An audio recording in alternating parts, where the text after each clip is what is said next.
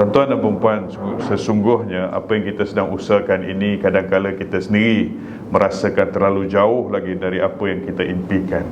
Percayalah, setiap langkah, every great journey, bermula dengan langkah pertama. Jadi inilah antara langkah-langkah pertama untuk sebuah negeri bernama Kedah Darul Aman di era kita, di generasi kita, di zaman kita. Kalau dulu kita pernah dengar cerita kehebatan negeri kita kan, kalau kita baca buku sejarah, kita Google ke, kita Wikipedia ke dan seumpamanya, kita lihat betapa hebatnya negeri kita dulu. Siapa mereka tu semua? Nenek moyang tuan-tuan dan puan-puan sebenarnya. Tapi ialah zaman tu tak adalah teknologi macam hari ini kan, boleh dirakamkan dengan sempurna akan apa yang berlaku. Tapi saya yakin dan percaya kalau sejarah menukilkan sehingga ia adalah sebuah empire, pastinya dia hebat dan luar biasa. Dia bukan biasa-biasa tuan. Cuma kadang-kala kita ini anak cucu kepada nenek moyang kita, kadang-kala kita rasa itu kisah lama kan. Tetapi kita biarkan dia berlalu begitu sahaja. Tapi sebenarnya nenek moyang kita bukan orang biasa-biasa, orang luar biasa, hebat. Sebab itu mereka boleh bertahan dan ratusan tahun, ribuan tahun negeri Kedah ini terus ada dalam lipatan sejarah dunia.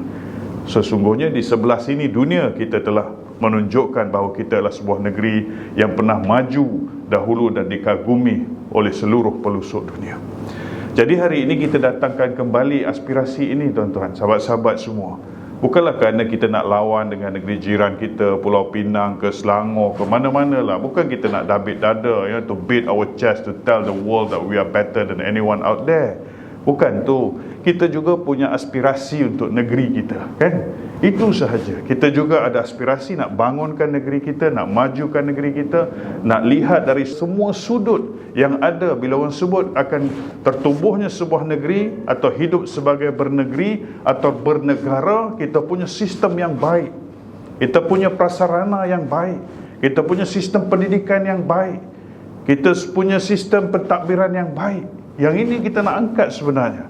Dan untuk mengangkat ni sahabat-sahabat semua tidak mudah. Dia memerlukan perubahan, dipanggil revolution. Kita memerlukan satu revolusi, yang paling penting adalah revolusi mental. Bersediakah kita untuk mengubah cara kerja kita?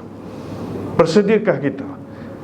Kalau saya ambil contoh ketika mana Jepun pertama kali menganjurkan sukan Olimpik pada tahun 1964, tuan-tuan.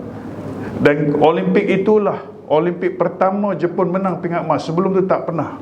Siapakah yang membawa obor Olimpik itu? Adalah anak yang lahir ketika mana Hiroshima dibom. Dia lahir tahun 19 lahir ketika Hiroshima dibom.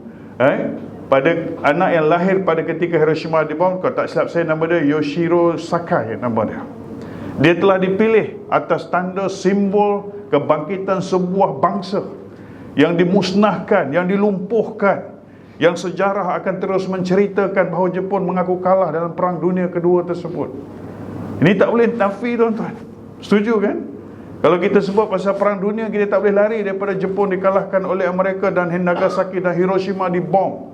Tapi bagaimana Jepun bangkit kembali untuk mengangkat maruah dia? Ini tuan, kena fikir. Bagaimana sebuah negara, satu bangsa yang tewas dalam perang, yang para panglima perang dia, tentera-tentera dia dan juga jeneral-jeneral dia sanggup bunuh diri kerana tidak sanggup melihat mengaku kalah. Dia kata lebih baik mati daripada hidup, sebab mereka ni panglima perang kan. Matlamat seorang panglima dia ialah mati, betul kan? Sama ada menang atau mati, contoh dia. Dan mereka ramai yang commit suicide, ramai yang telah mengambil pendekatan dipanggil harakiri dan seumpamanya. Tetapi pada tahun 1964 itu jugalah seorang anak yang lahir ketika mana Jepun dibom, ketika mana Nagasaki dan Hiroshima dibom. Dan anak yang lahir pada tahun itulah nama dia tak salah Yoshiro Sakai nama dia. Correct me if I'm wrong. Dialah yang bawa obor Olimpik. Dan pada tahun itu jugalah Jepun menang pingat emas Olimpik pertama dia. Menang pingat emas Olimpik ni tuan-tuan bukan satu pencapaian biasa-biasa. Kita hari ni berusaha berpuluh tahun dah, tak pernah menang lagi. Paling bagus kita hanya setakat perak, betul? Suatu negara berusaha untuk mencapainya, belum mampu lagi. Itu hanya cerita dalam satu aspek sukan dan ingin mendapat sebuah pingat atau sebutir pingat emas Olimpik, belum dapat. Apa yang ingin saya sampaikan juga, bagaimana sebuah negara ketika mana mereka menjadi penganjur kepada sukan Olimpik ini. Jepun pada ketika itu sistem pengangkutannya masih lagi lemah. Jadi kita kadang-kadang nak game changer. Sebab itu kepimpinan Jepun pada ketika itu sanggup menjadi tuan rumah. Sebab apa? In order for us to change, kita mesti ada satu yang boleh menjadi catalyst sebagai game changer. Maka diambil tanggungjawab untuk menganjurkan sukan Olimpik. Ini cerita. Dan kita sebagainya untuk memajukan negeri kita mesti ada game changer. Mesti ada satu semangat besar yang ingin diangkat. Maka ketika itu Jepun sanggup dan ingin membukti pada dunia, walaupun kami kalah perang, kami masih ada generasi baru yang lahir ketika mana Nagasaki, Hiroshima dibom. Dialah yang membawa obor menunjukkan bahawa Jepun akan terus marah. Benar sejarah menuliskan kami kalah dalam perang, tapi bangsa kami tidak akan tunduk dan akan terus hilang daripada kebangkitan sebuah bangsa. Dan mereka berusaha, para profesornya dipanggil, para engineer dalam bidang pengangkutan dipanggil. Saya nak bawa ke mana tuan-tuan? Saya nak bawa kepada cerita bagaimana mereka membangunkan sistem pengangkutan, khususnya dalam perkhidmatan kereta api mereka, untuk menghubungkan di antara Osaka dan Tokyo. Ketika itu, pada ketika itu mereka ingin membangunkan sistem pengangkutan. Jadi dipanggillah para profesor, dipanggillah para engineer dalam bidang lokomotif ini. Dan ditanyakanlah oleh pemerintah mereka kepada mereka, beritahu aku, kata pemerintah ini, kata menterinya, berapa pantaskah boleh kita bangunkan perkhidmatan sistem kereta api kita ini, kelajuannya yang menghubungkan Tokyo dan Osaka sebagai contoh. Maka para profesor dan para engineer pun kata, tuan, kalau kita nak bangunkan untuk Olimpik ini, kita tak boleh buat banyak kemajuan dalam masa yang terhad dan seumpamanya. Jadi dia tanya berapa laju. Kalau kata 4 jam, kita mungkin boleh improve by setengah jam atau paling tidak 1 jam. So dia kata, pemerintah dia, kata menteri dia, no, I want faster than that. Kan? I want faster than that. So para profesor ni fikir dan semuanya, para engineer memikirkan bagaimana nak melajukan lagi kereta api mereka. Tuan-tuan, ni saya nak bawa naratif ni macam kita sebenarnya. Kita boleh kekal macam kita hari ini, Alostar will be like this for the next 50 years with little improvement. Boleh. 50 years kalau umur panjang, kalau sampai umur kita, kalau adik-adik yang lebih muda akan lihat 50 tahun akan datang, Alostar will be very much similar like what we have today. Tetapi kata menteri dia, no, we want better, faster than that. Dia kata kalau kita buat betul-betul, kita boleh improve instead of 30 minutes to 1 hour, 1 hour to probably 1.5 hours. Dia kata, I want faster than that. Tuan-tuan, so apa yang berlaku? Dia tanya, akhirnya profesor tu tanya dekat menteri tu, tuan, how fast do you want? A blink of eyes, dia kata. A blink of eyes. Pejam mata, dekat Tokyo, buka mata dekat Osaka. Itu boraknya kehebatan lah kan, Nabi kan. Betul dia cakap macam tu. Dia kata impossible. Dan dia pegang dekat situ. Dia kata, tuan-tuan yang saya hormati, sekarang kita sedang bekerja untuk negara kita. Ini bukan lagi kerja untuk diri, bukan lagi kerja setakat untuk keluarga, bukan hanya kerja untuk biasa-biasa. Sekarang kita sedang bekerja untuk negara kita, maruah bangsa kita. Saya tahu, kata menteri tersebut, saya tahu kita tidak akan dapat melakukannya dalam konteks a blink of eyes, tapi itulah benchmarknya untuk berusaha agar kalian boleh meletakkan segala komitmen, kesungguhan dan sumber yang ada bagi membolehkan kita suatu hari nanti jauh lebih baik dan laju. Dan jadikanlah projek ini dalam pengangkutan kereta api kita ini sebagai simbol kebangkitan bangsa kita dari sudut pengangkutan negara. Bagaimana kita boleh memajukan satu sistem pengangkutan dari biasa-biasa menjadi kebanggaan dunia. Pastinya kebanggaan kita yang akan dirujuk oleh dunia akan kemampuan kita. Maka lahirlah Shinkansen. Tuan-tuan, itu cerita dia. Bagaimana sebuah bangsa yang biasa-biasa selepas kalah perang, tidak lama selepas kalah perang, tetapi mereka bangun dan bangkit, membangunkan sesuatu yang mungkin mustahil pada orang ramai. Dicabar oleh pemimpinnya, disambut oleh para profesornya, para engineernya, para pentadbirnya, untuk menjadikan negeri mereka jauh lebih baik dan hebat dari apa sejarah menukilkan tentang kehancuran bandar-bandar mereka. Jadi ini yang kita nak bangunkan di Kedah, tuan-tuan. Kalau orang Jepun boleh buat, apa kurangnya kita orang Melayu? Sedangkan nenek moyang kita pernah bertempur dengan ramai orang, berpuluh kali kalau tak ribuan kali, ratusan kali perang, menunjukkan ketahanan kita, kekuatan mental kita. Kita tidak pernah gentar untuk bangun, walaupun mungkin pada ketika-ketika mana kita berada di posisi paling lemah untuk mempertahankan, tapi mereka tidak pernah berputus asa dan sentiasa yakin bahawa Tuhan pasti bersama. Sebab itu tanah ini, tuan-tuan, masih lagi tanah kita. Kalau tidak, kita boleh lihat seperti mana Christopher Columbus telah, dia kata the new found land, dan dia sebenarnya tersesat dalam pelayaran dia sampai ke benua Amerika, kan? Dan dia ingat itu adalah India, sebab itu dia panggil Indian, tapi dia tak nampak kulit mereka gelap, dia panggil Red Indian.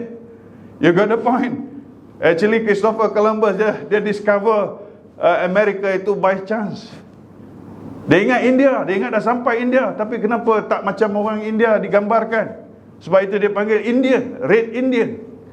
So, dengan kata lain, tuan-tuan, bukanlah saya nak cerita apa, ada juga kisah sejarahnya di situ yang boleh kita terokai, menunjukkan keberanian Christopher Columbus dan semua mereka yang berlayar mengelilingi dunia ketika itu, meninggalkan negara mereka kerana mencari kemasyhuran. Kan? Jadi kita pun sebenarnya hari ini masih di dalam negeri kita. Belum lagi cerita kemasyhuran, belum lagi cerita kehebatan, belum lagi cerita, itu mungkin bukan generasi kita, tuan, puan, bukan generasi kita. Tetapi marilah kita satukan hati kita, mempersiapkan the next generation dengan satu perancangan yang terbaik pernah difikirkan oleh ibu dan ayahnya, oleh generasi terdahulu daripada mereka. Mungkin lagi 2 generasi baru boleh kita melihat ke dunia di luar sana. Dan hari ini kita berada di bilik-bilik ini untuk memikirkannya, menyusun langkah-langkah kita yang mungkin pincang di sini sana. Tapi jangan pernah tuan dan puan merasa kecewa, sahabat-sahabat semua. Jangan pernah rasa diri kita rendah dan kerdil. Mungkin ada orang pandang sinis dan cynical pada kita. Kita tak guna agensi-agensi top 4, big 4 untuk membangunkan pelan pembangunan negeri kita. Kita tak panggil all these big 4 untuk membantu kita membangunkan plan strategi kita. Kita bangunkan dengan pemikiran kita sendiri, dengan kemampuan kita sendiri. Mungkin tidak hebat di pandangan mata mereka, tapi ia datang daripada hati nurani anak bangsanya sendiri, orang Kedah khususnya, untuk membangunkan perancangan negerinya sendiri. Kita bangunkan, kita jayakan, kita usahakan. Walau apa mereka kata tentang kita, biarkan mereka terus berkata. Tapi suatu hari nanti pasti matahari akan muncul jua, dan sinar itu dinantikan oleh anak cucu kita. Dan pada ketika itu, tuan-tuan, mereka kata, terima kasih ibu ayah, terima kasih generasi terdahulu, kerana kalian berusaha untuk memajukan negeri ini, dan kami sambut dan kami teruskan perjuangan. Pada ketika itu, tuan-tuan, sistem pendidikan kita mungkin antara yang terbaik di negara ini. Kita bangunkan institusi pendidikan kita, universiti kita, UNISYAM, IKDAR, KISMEK, KTekno, KIDU, dan apa juga institusi milik negeri kita. Kita bangunkan dari tangan-tangan kita, dari pemikiran-pemikiran kita, dari kesungguhan kita. Walau mungkin kita tak sehebat mereka yang punya bilion-bilion ringgit di sana, tapi kita yakin dan percaya suatu hari nanti kita pasti berjaya. Dan yakin itu, tuan-tuan. Kita bangunkan sistem pentadbiran kita, sungguh-sungguh. Kita bangunkan, kalau orang sebut pasal e-government, orang sebut pasal digitalization, orang sebut pasal cashless, tuan, kita bangunkan versi kita. Orang boleh letak harga berpuluh-puluh ribu, beratus ribu, berjuta, sebab mereka nak jual semua itu pada kita. Sedangkan kita pun ada anak-anak negeri kita yang boleh bangunkan sistem ini. Mungkin tidak sehebat mereka. Kita bukan KPMG, kita bukan PricewaterhouseCoopers, kita bukan Ernst & Young, kita bukan Deloitte. Tidak mengapa, tuan, kita anak negerinya bangun sendiri, membangunkan perancangan untuk negerinya. Ini perjuangan. Ini perjuangan yang harus dibangunkan oleh kita semua. Walaupun dari mana asal kita, tapi hari ini kita berada di negeri Kedah, di mana bumi dipijak, di situ langit dijunjung. Tinggalkan legasi, tuan. Walau kita orang biasa-biasa, kita bukan pemimpin besar dalam institusi kita, kita mungkin pentadbir pertengahan atau bawahan saja. Jangan pernah tuan merasa kerdil akan itu semua. Allah akan nilai daripada kesungguhan, bukan pangkat kita. Itu usahakan. Hari ini saya mohon dengan rendah hati, tuan-tuan setialah untuk selesaikan tugas kita ini. Ada dua teras yang kita usahakan. Satu, infrastruktur, dan satu lagi berkaitan dengan kesenian dan kebudayaan. Kita nak bangunkan infrastruktur, kita nak bangunkan sistem pembekalan air terbaik di negeri kita. Kita harap SADA akan berusaha sebaik mungkin tuan, lakukanlah. Bagi bolehkan kita industri terus dibangunkan dan penempatan terus mendapat bekalan air terbaik. Kalau hari ini kita lihat di mana kita, kalau kita bukan among the top 3 in the country, usahakan daripada apa kedudukan hari ini untuk pergi ke top 3 in the country. Akhirnya kita akan jadi top number 1 in the country. Dan kita menjadi terbaik di rantau Asia. InsyaAllah kita boleh lakukan. Begitu juga kalau kita cakap pasal telecommunication, infrastructure. Usahakan tuan, agar segalanya akan tersedia dengan kesungguhan kita. Kalau kita orang biasa-biasa buat panggilan 10 kali baru orang layan sekali, tak apa tuan, teruskan membuat panggilan, kerana aku memanggil kalian atas panggilan negeriku untuk kubangunkan. Itu cerita dia.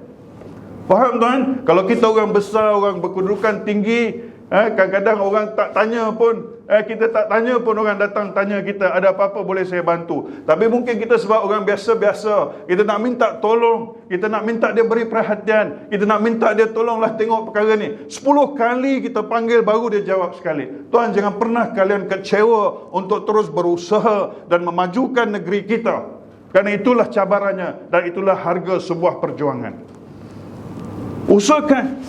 Kalau kita cakap pasal gas, kita nak infrastruktur berkaitan gas, kita nak infrastruktur berkaitan dengan tenaga elektrik, kita bangunkan, kita usahakan. Kita sekarang dah usaha nak bangunkan airport kargo kita, KSP. Kita nak bangunkan. Walau apa pun cerita Putrajaya tentang kita, jangan pernah kalian kecewa dan berputus asa. Terus berusaha. Pasti suatu hari Tuhan akan memakbulkan doa kita dan melembutkan hati-hati mereka di Putrajaya untuk merealisasikan impian ini, bukan kerana cerita kita, sebab kita ingin membangunkan negara kita di sebelah utara Malaysia. Itu perjuangan kita. Kita sebenarnya industri-industri akan dibangunkan di belah utara Malaysia ini. Pulau Pinang, Utara Perak, Kedah, Perlis dapat manfaat daripada terbentuknya atau terbenanya KSP itu, iaitu airport kargo kita. Dan ini harus kita usahakan. Dan jangan pernah kita rasa tidak yakin. Yakinlah. Ia bukan gagal tetapi tertangguh sahaja.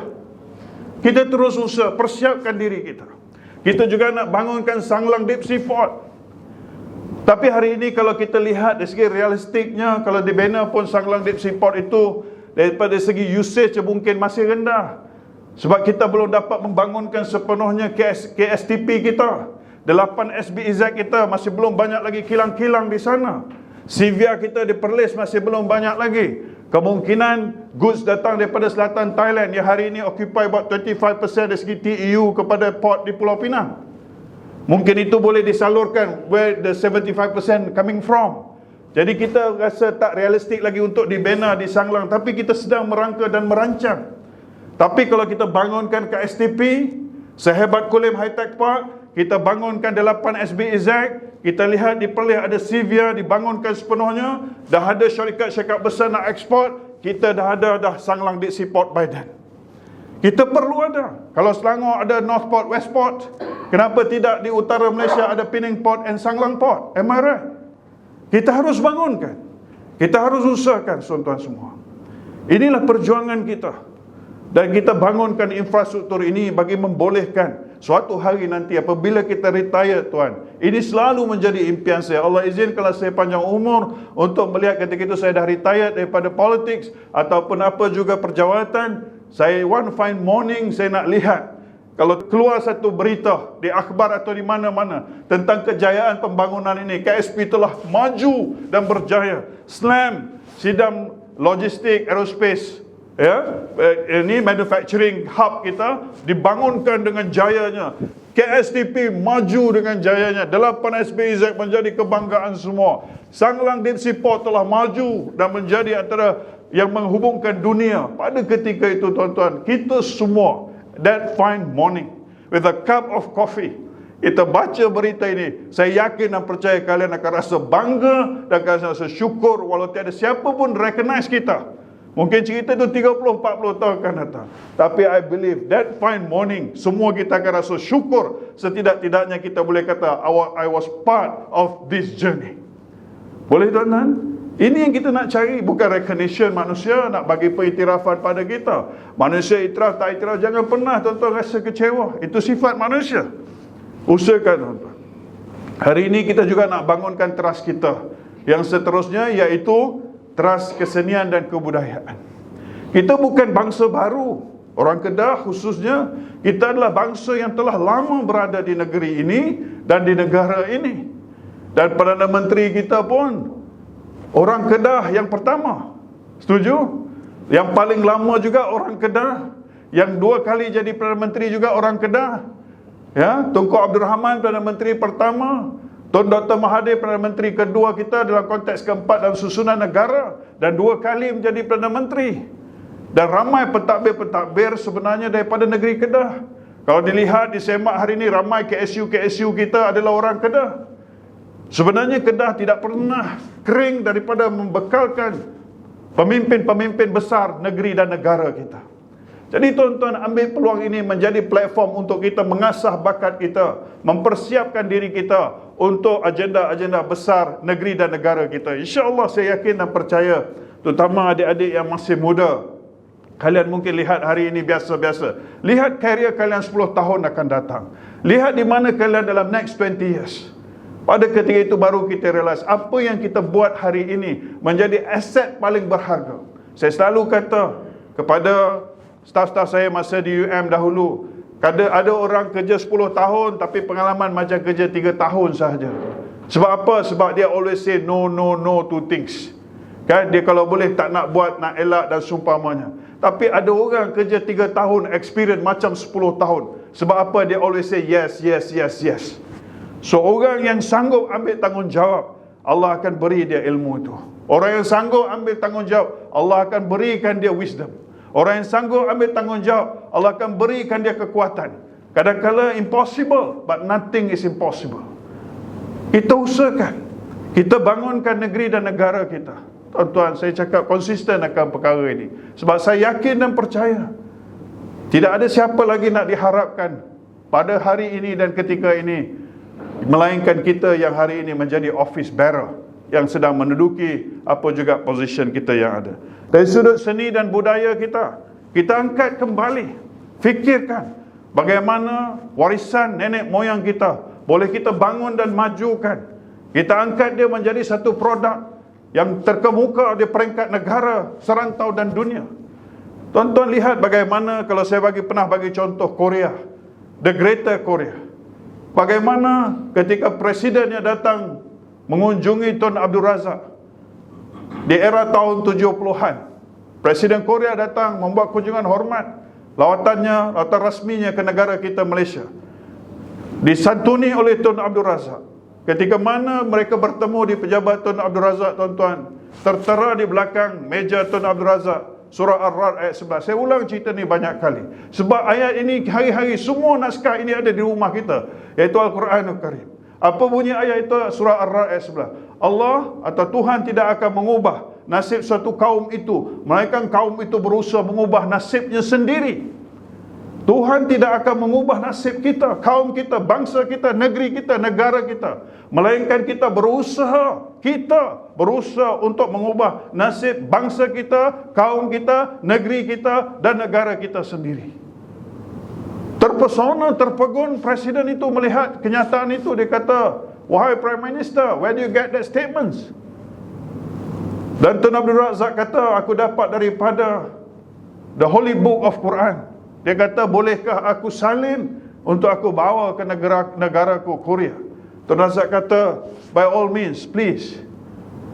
Dia minta pegawai dia catatkan dan dibawa ke negara Korea, dan dipanggillah, digerakkan satu agenda, dipanggil Samuel Undung. Apa intipati Samuel Undung? Semua benda buat mesti cepat, speed. Korea menekankan kepada speed, China menekan kepada larger, make it bigger. Tuan-tuan faham macam mana negara ni dibangunkan? Korea meletakkan pada speed. Kalau kita buat sesuatu kerja tu, katalah 1 jam, katalah kita carpenter, perabot lah kita buat perabot. 1 jam boleh buat 2 kursi, boleh tak dengan 1 jam buat 3 kursi? Daripada 3 kursi, boleh tak buat 4 kursi? Betul kan?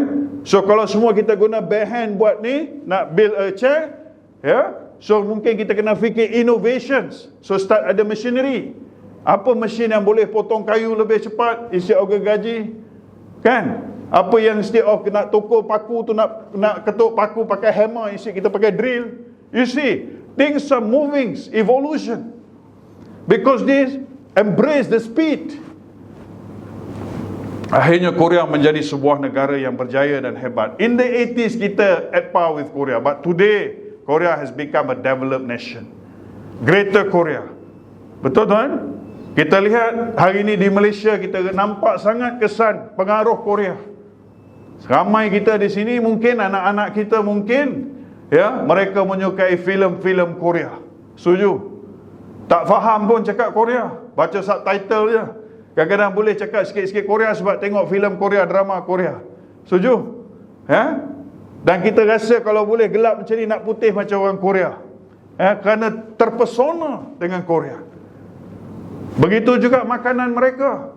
Kita pun tak tahu makanan Korea, tapi kita ada Seoul Garden ke whatever restoran dia, dan makanan-makanan Korea, kimchi-nya dan seumpamanya.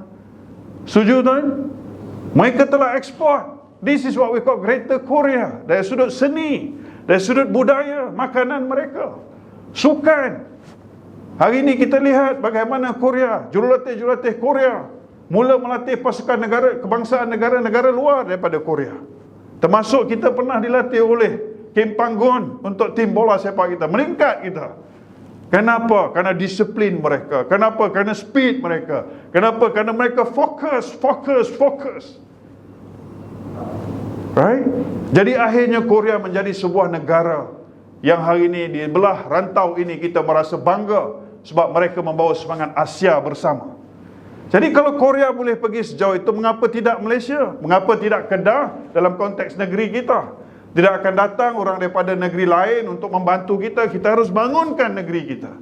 So bangunkan budaya kita, bangunkan seni kita, bangunkan warisan kita. Hari ini kalau kita cakap pasal warisan atau pasal tourism, the only place that people have in mind is all about Langkawi. Sedangkan di mainland ni cukup banyak peninggalan sejarah-sejarah yang harus diangkat, diungkap dan ditulis kembali oleh anak cucu pejuang-pejuang, pendekar-pendekar, panglima-panglima Kedah. Ni kita kena bangunkan balik. Sebab tu di Jitra ada Paya Pahlawan. Bukan kebetulan nama Paya Pahlawan, memang tempat para pendekar dan panglima pahlawan di sana. Kota Mengkuang kalau kita pergi hari ni macam sebuah kampung biasa tak? Tapi dulu adalah sebuah kota. Tak sebut kota semata-mata kota. Betul tuan? Dia takkan ada nama itu kalau tidak ada sejarah hebatnya. Semua ini ada di negeri kita. Semua ini nenek moyang kita tinggalkan untuk anak cucu dia muhasabah diri dan sedari bahawa kita adalah bangsa bermaruah, negeri berdaulat. Kita harus bangunkan kembali. Sama ada di era kita atau generasi berikutnya, tidak mengapa tuan. Kita harus memulakannya hari ini. Dan saya akhiri sebagai contoh dalam konteks negara China. Bagaimana kerajaan dia mengangkat semangat juang rakyat dia untuk bangun. Sedangkan kalau kita lihat tahun 80-an, saya pernah kongsikan, Beijing full of bicycle, Guangzhou full of bicycle, Shanghai full of bicycle. Paddy field macam kita. Kita keluar tengok kiri kanan keliling Alostar adalah padi. Itulah dulu Shanghai, Guangzhou. Tapi hari ini tuan-tuan pergi Metropolitan. Apa yang mereka buat tuan-tuan? Simple je. Kalau Korea speed, China besarkan. Apa maksud dia? Kalau kita usaha tanam padi 3 gelong, kerajaan kata tambah 4 gelong. Kalau kita bekerja kilang, buat kilang, ada small kilang, kita keluarkan sebulan ada 100 chair, keluarkan 200 chair. Contoh dia. Kalau kita nelayan pergi laut tangkap ikan, dapat sekali keluar dapat 100 kilo, usaha dapat 150 kilo, 200 kilo. Enlarge your economy. Besarkan tapak kita, besarkan. Daripada situlah bila dibesarkan, mereka start berfikir tentang teknologi, innovation. Sama balik dengan Korea tadi.